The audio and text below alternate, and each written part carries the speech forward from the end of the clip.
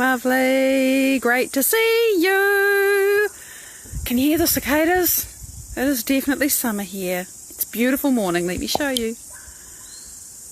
Just like that. Cicadas are over there in the trees. And, well, what can you see in the garden here?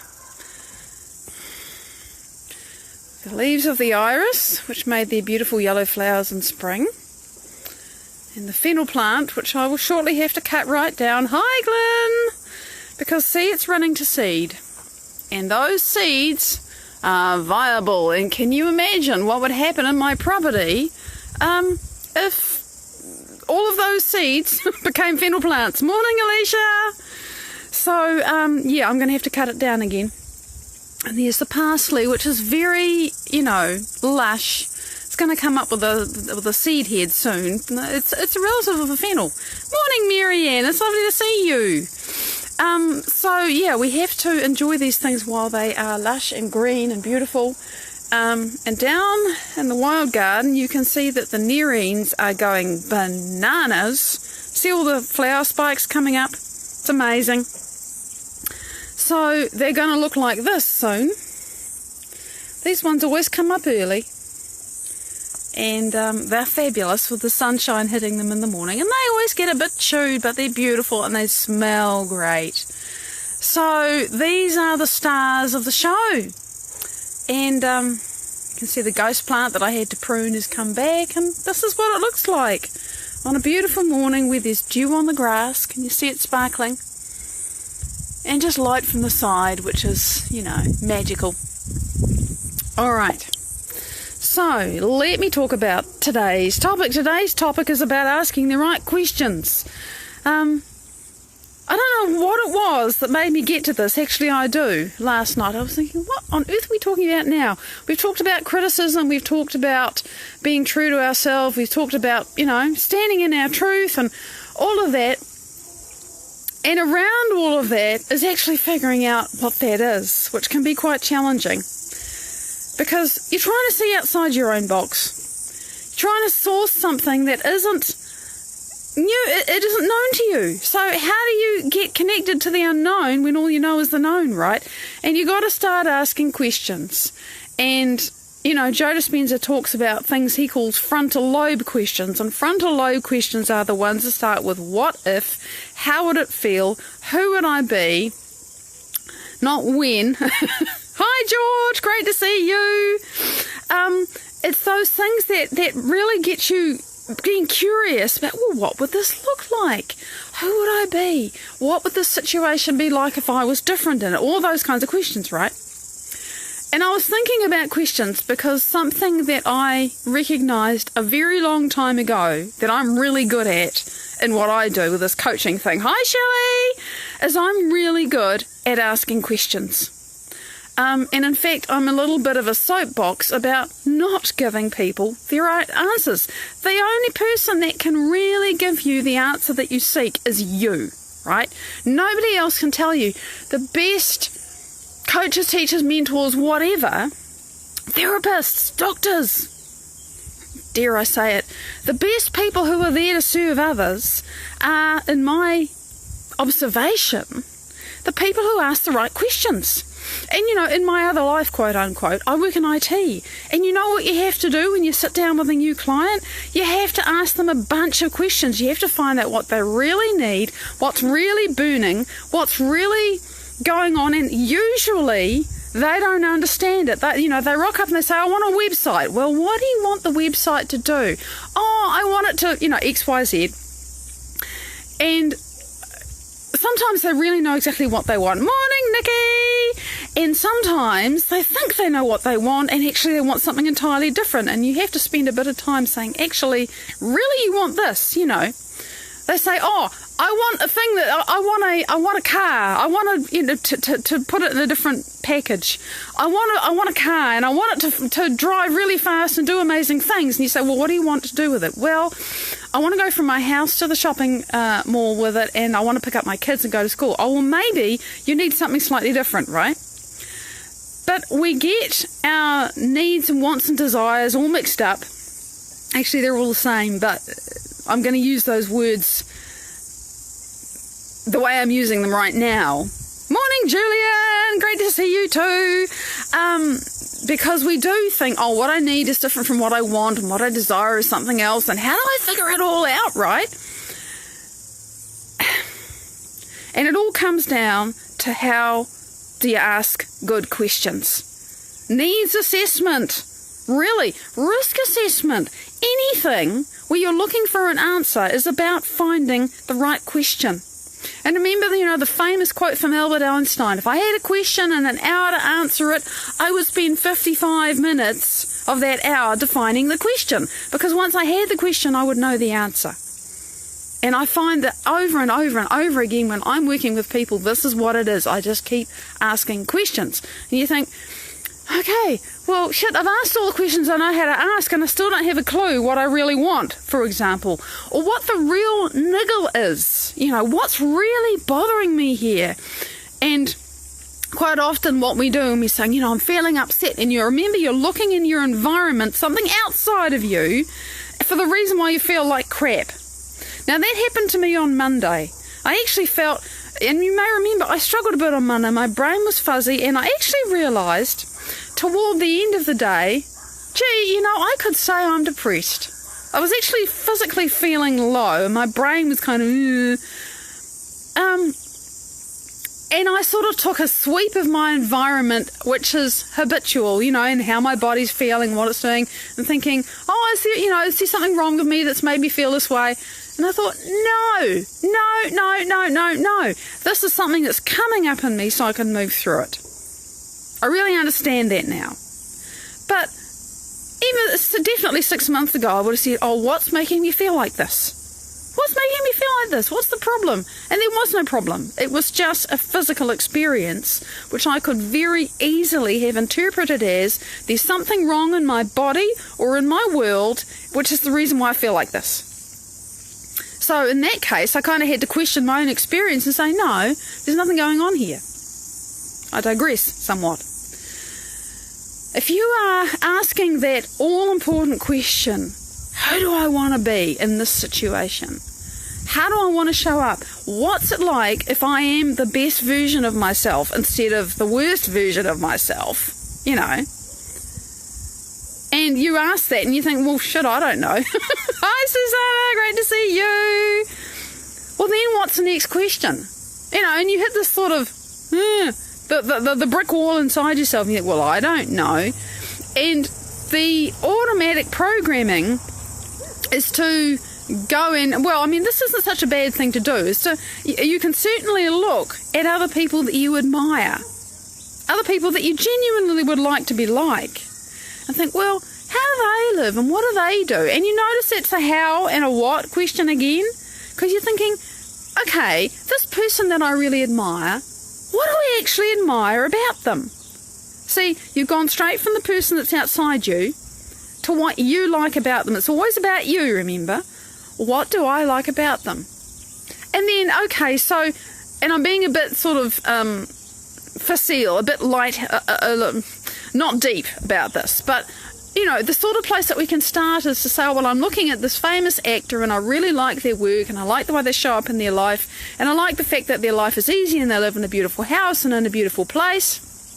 And you think, oh, right, so really what I want to do is be an actor and live in a house and live in a beautiful place and have an easy life. By the way, actors often work really hard and they have to live their life in the spotlight of the media, which I don't think is easy at all. But we don't think of that, right?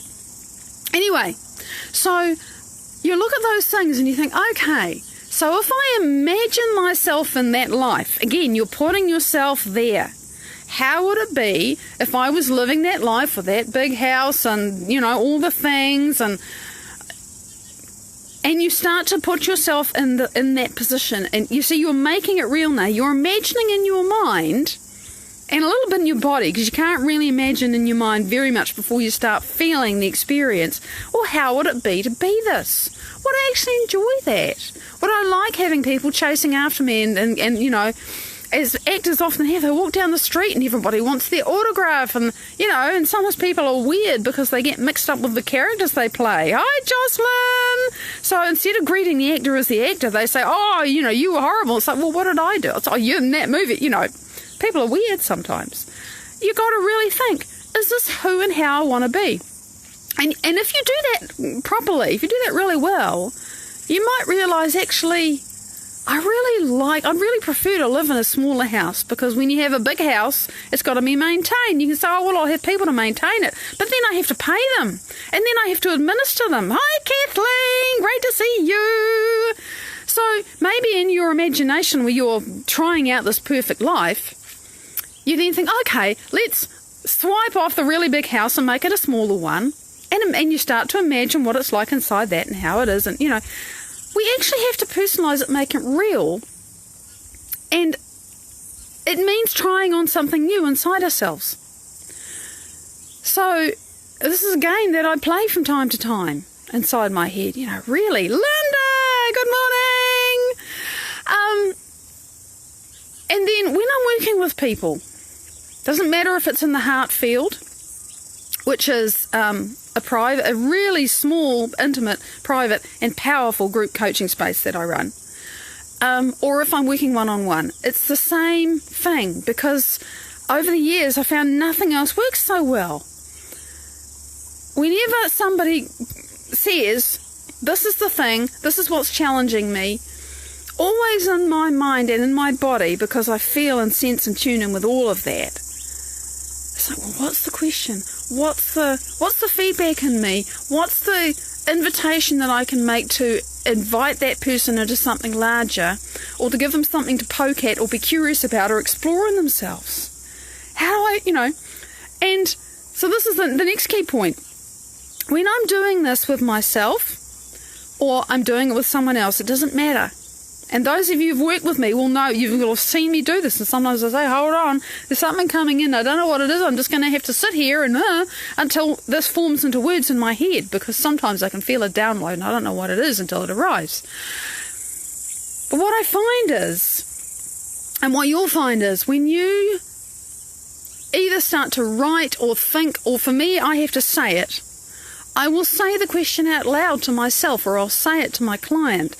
And as I say it, the very vibration of those words tells me if it's right or not. Hi, Elizabeth. Lovely to see you. Yay! We're all here.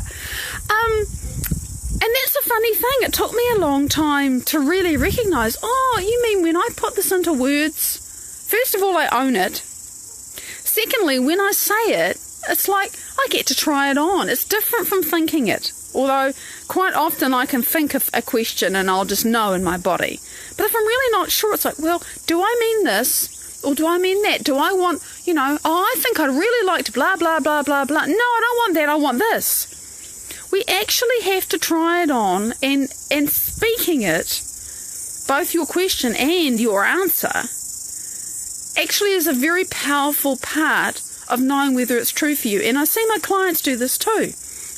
I put something in front of them to play with, and they explore it, and they,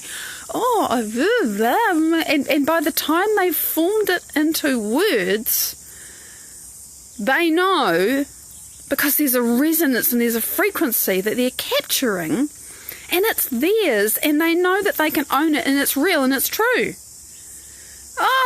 Beautiful. You really know, Linda. I can feel the resonance of that from here. Very small, beautiful place, just yours. In exactly this way. And so you can inhabit that state of being wherever you are and know that it's going to find you. Because that, in short, is what we have to do. So, to actually think, okay, what do I really want right now? Or what's really upsetting me right now? And I did this yesterday, actually, because there was something that was just niggling me. And, when I allowed myself to say what it was about this particular thing, it's like, well, I think blah, blah, blah, blah, blah about this and that and the other. And it's not particularly acceptable or appropriate or evolved, but this is what I really feel about it. Oh, okay, at least I know now. And then, when I understand that, because that is my truth, I may not like it, but it's my truth, then I'm a little bit closer to thinking, okay, do I want to keep inhabiting this? Do I want to keep inhabiting this but change the way I feel? Do I want to keep inhabiting this? Do I want to completely stop inhabiting this? So it literally becomes clearer as we find ways to explore and try out and inhabit or disinhabit who we've been or who we want to be. And I haven't found any better way to do it. We really have to get close to ourselves. You know, when I talk about really getting to know who you are so that you can choose who you want to be, this is a chunk of what I mean. Let me just read this. Phase 1 again. Oh, wow, belongings out of storage. Woo-hoo! That's very exciting. See, that's a big step.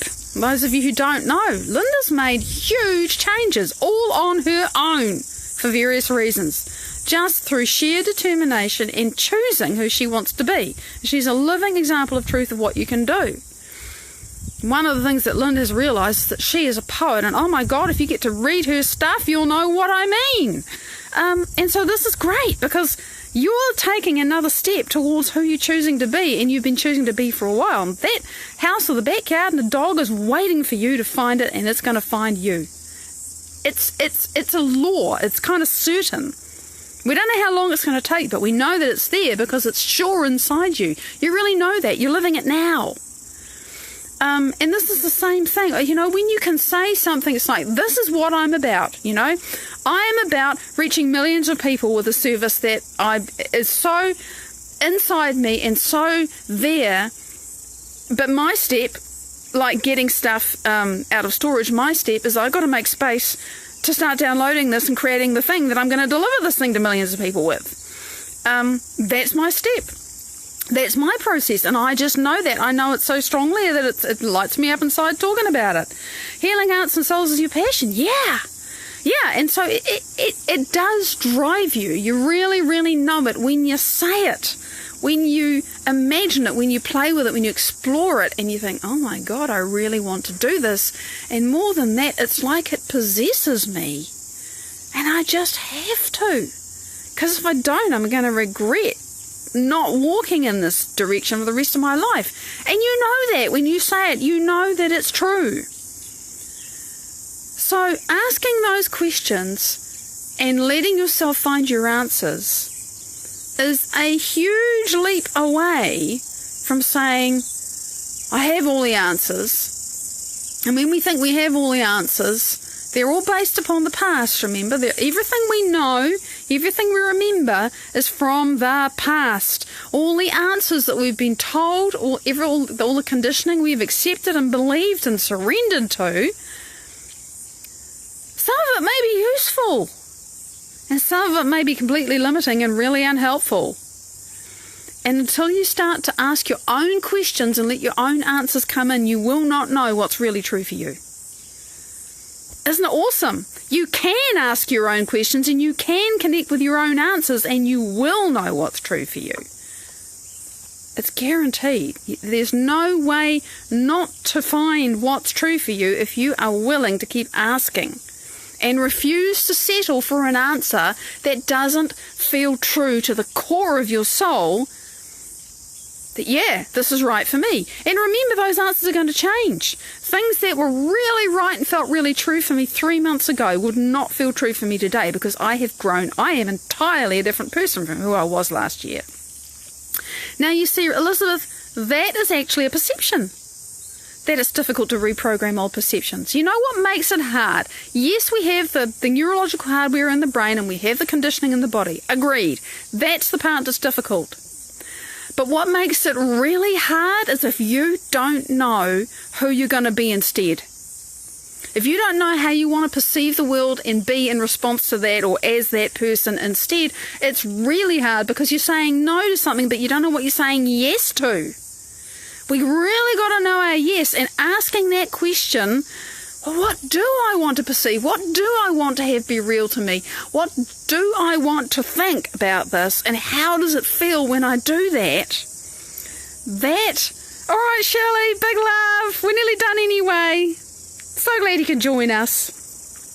That question of saying, well, what do I want to think and feel instead? It becomes your go-to because you think, oh my God, I'm seeing the world through that old perception again. I know it's bullshit. This is my truth. And sometimes I stamp my feet on the floor and say it out loud to myself. You don't always have that luxury. But, you know, you can get determined when you know where you're going. And I think sometimes we struggle to make that change because we're turning away from something to nothing. We need to know where we're going. So I'd encourage you to connect more clearly with what it is you want to believe and feel instead, and get really clear about that. And then you'll know what it is that you're reprogramming. I just have a feeling that there's kind of a gap there. Ask those questions. Who am I when I am like this? How does it feel? How do I live? What do I do? What will I not do? What will I not feel? What will I not say? Oh my God. Just notice your words for a day or two. What would I edit out of my speech? It's really practical stuff. When you know who that person is, by the time you've got to know that person, who that person is and what she does and doesn't do, or what he does and doesn't do and say and think and feel, you will be a long way towards being that person. You can't not be that person. Once you know, you start to get aware and think, oh my God, I don't want to say that next time. I want to say this instead next time. See, that's how it works, and we can do it. It's our privilege and our power. Nobody can do it for us, and we can. So, that's what I wanted to say today. Last words until tomorrow. Remember, this Maddie Schaefer profile, which is what, you make friends with a profile, is going to become a page soon. Because as mentioned earlier, I need to make space for growth. 5,000 friends is not going to be enough. So just letting you know, it's going to happen. Shouldn't change anything except that it'll look very slightly different to you. All right. Show you the day very quickly. It's beautiful. There it is. It's lovely to see the sky being blue again. Much love to you. I'll see you tomorrow. Bye-bye.